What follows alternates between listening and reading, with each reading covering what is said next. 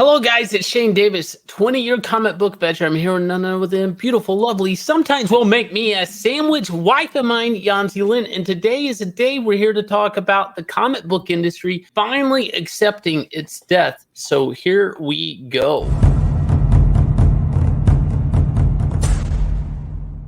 So if you're new to the channel, we talk a lot about the changing geography of the comic book industry, and we've talked a little bit about the mangers, record sales, low sales in periodicals. And it's funny to watch everybody come off of this high talking about the big comic book sales, how they're having their best year ever. But at the same time, if you start just looking through that smoke screen, you start to see, why is everybody acting weird in American comics right now? So what are the stages we're in? Where are we at right now, Yanzi? It seems like we have gone pretty much from denial and they just jump all the way to acceptance. It's like they skipped a whole bunch of stages, no bargaining, Right. no whatsoever. I guess they just decided there's no point trying to argue. Let's just say, they are part of the industry. Remember? Because Comic Con, when they do the sales data, they started including manga and YA into what they consider the American comic book industry. Traditionally, it only included periodical comics, which is what you would call DC and Marvel's offerings. And I guess finally, some of these pros have been arguing and saying, oh, no, don't worry. When manga does well, the American comic industry definitely does well. Why? Because the manga industry in USA employs Americans.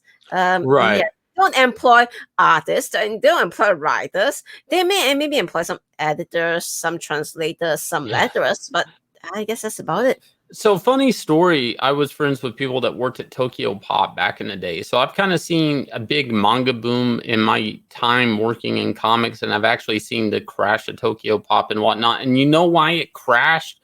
Because they could never get American manga to sell.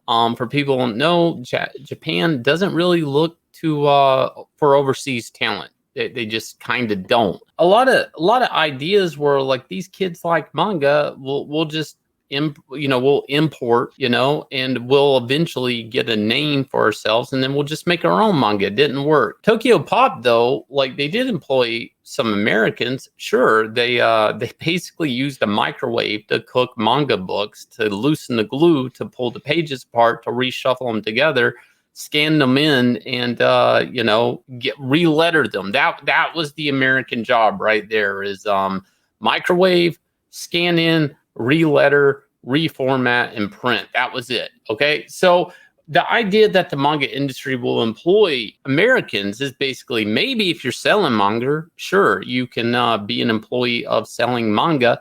Maybe if you're translating, sure. And that's pretty much it. There's basically two jobs, selling and translating. And there's only really one translator job here, guys. So there's not a lot of American jobs behind the manga industry, unless you're counting people selling manga t-shirts, Dragon Ball t-shirts, Demon Slayer t-shirts, My Hero Academia. Unless you're a sales clerk, there really isn't much manga money. I like the word manga.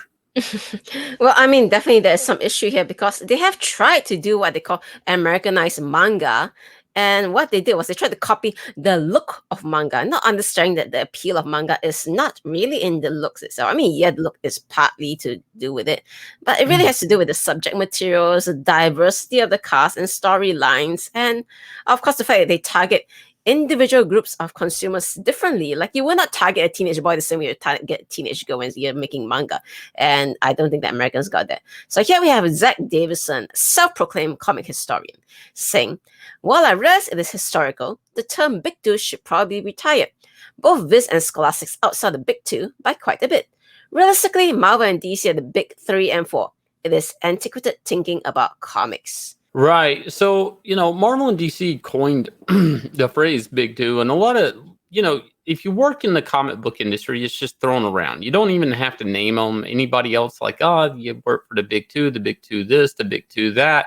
And it's kind of just people accept in the comic book industry, these are the tent poles of the whole industry, but they are the ones that kind of dictate the market, so to speak, for the most part. And people relied on the Big Two to basically make their profits, just so they could order other books like Image, IDW, Dark Horse, all these things. There's really, without the profits of the big two, you really can't order the rest. That's kind of alarming in what he's saying. Like, they're stripped of the crown. They're no longer the big two. So what does that mean for everybody else, though, right? If the big two slip down to third and fourth place, then where's everybody else now? They're not. The third and fourth place then translates to fifth and sixth and seventh and eighth. And is there even an eighth place trophy at this point? If you're eighth place, are you even alive? Are you even able financially to publish toilet paper at this point? Like, I mean,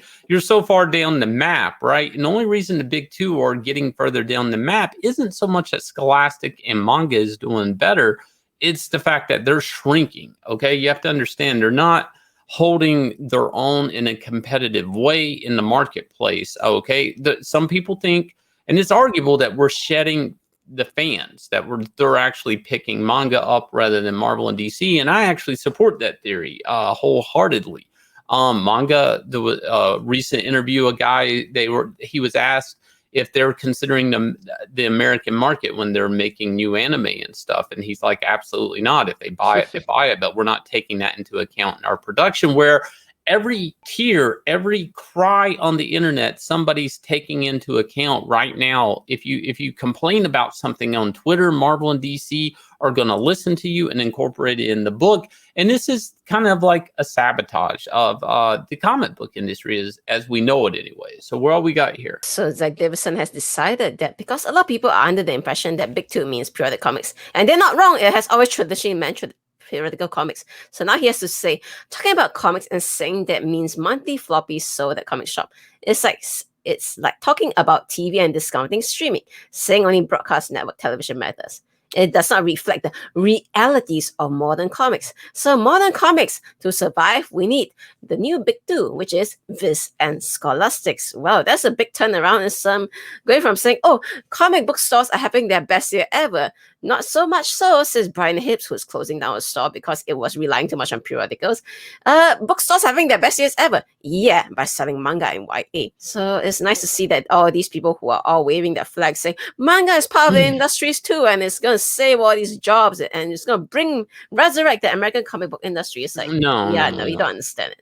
No, it's like a foreign threat. It's honestly just going to kill the American comic book market. Not that we haven't done it to ourselves. Here's the thing, the problem, the real thing that nobody's addressing is the periodicals are unsellable material. They're not digestible comics. They're not sitting well on anybody's stomach. And it's really it's composed of a lot of effing opinions on Twitter. These things don't matter when you just want to flip through some colorful pages and see some daring do's. I'm not caring about no virtue signal. I'm caring about the bat signal. You know what I'm saying? But other comic book pros, I don't know, is a little relish here. Yeah, so someone here tweeted at Stephanie Phillips, I guess. Stephanie Phillips is the current writer on Harlequin. And they said, this is feminist propaganda. No one, I guess, and their mama is gonna read this trash that you wrote. They never should have hired untalented, vile, unschooled, unsmart, unskilled, unintelligent circus freaks like you. Thank you. You killed comics in cold blood, and that's something I'm not gonna forget. I would say I'm a little harsh because to blame it on one single writer when it really is a whole cohort of them. See, Stephanie Phillips seems to be very proud of the fact that she killed comics. She's owning it. She says, I regret to inform you all that I've killed comics. But here's the thing. When they stabbed Julius Caesar and everybody took a stab with the dagger, right? Is a person when he hits the ground dead and you're the last one that stabbed him, did you technically kill him? You know what I'm saying? So it's kind of a position of, if you're the last one there as the comic industry hits the ground dead, you're going to be to blame. Okay. This is kind of like a game of musical chairs right now with SJW creators. And I'm kind of interested to see, towards the end of this year, when we really get to the death rattle, okay, when Marvel's at Penguin and they're reevaluating their publishing strategies and what they're doing with the direct market and so on and so forth. I'm really curious to see where, who's in the chair, what SJW doesn't want to be associated with comics around that time. Maybe it's a good time to take a break, because do you want to be there when they turn the lights off? You know, do you want that to be on your resume? Well, I can see she What she definitely owns does. it. She owns Absolutely. it. She puts it on her Twitter bio. And look, she even made a T-shirt for it. And see up here it is. I killed comics in cold blood. Right. And she says all proceeds will go to a travel project. But we all know how this stuff works. The money gets sent to the artist, and the artist then has to remit the money to the project or whatever charity they want to. So whether they actually do it or not is another thing.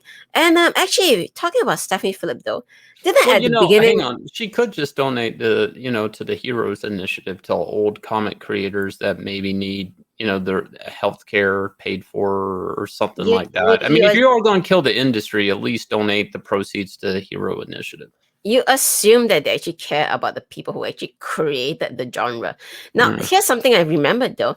When COVID first struck and the industry started shutting down, you know, the whole pencils down thing, didn't we have a whole bunch of writers and so on suddenly turned out to say, oh, by the way, I am now a YA author. I'm being repped by this agent and that agent and so on and so forth.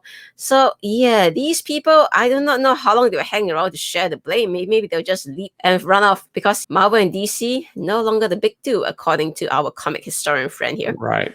There we go, guys. That's our show for today. If you will, look down below. Leave us a comment. Do you think this is the end of days for the American comic book industry? Do you still have hopes of there being a big two? Should there have been a big two to begin with? Is that part of the predicament we're in right now? Is corporations, two big corporations saying, comics are not that important. Let's hire a bunch of SJWs and watch it go down and virtue signal as we do it. Also, I want to point to everyone, Inglorious Rex, we are offering a lenticular trading card attached to a secret tier when you purchase this. If you sign up on this here mailing list, we're talking about an awesome kind of hologram type lenticular thing. We'll get some printed up and we'll show you guys. And I'm going to leave you guys with the trailer and we will catch you again with another video.